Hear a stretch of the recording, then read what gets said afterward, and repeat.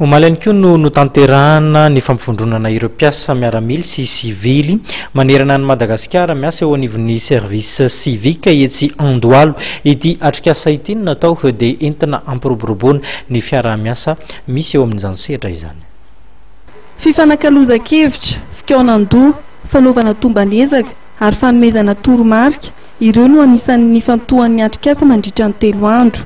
Ny service civique adika tsotra hoe hetsiky ny olom-pirenena dia sapan-draharaha miaramila natao andinika sy amolavola ary anara-maso ireo sehatra fampandrosoana ny eny ambanivohitra.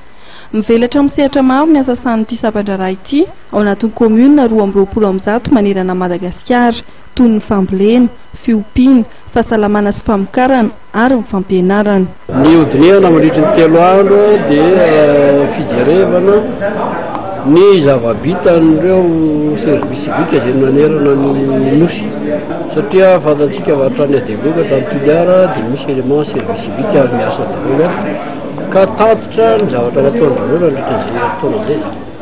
Aorian'izay dia misy fampianarana omena azy amin'ny teknika vaovao na amin'ny fambolena na amin'ny fiompiana zany na amin'ny resaka fahasalamana na amin'ny resaka ny ara-ponana ihany indrindra ny fampiroboroboana ny ambanivohitra.